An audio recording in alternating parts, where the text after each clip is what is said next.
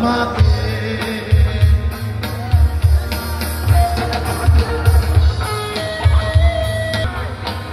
বোঝে না কেউ বুঝিল না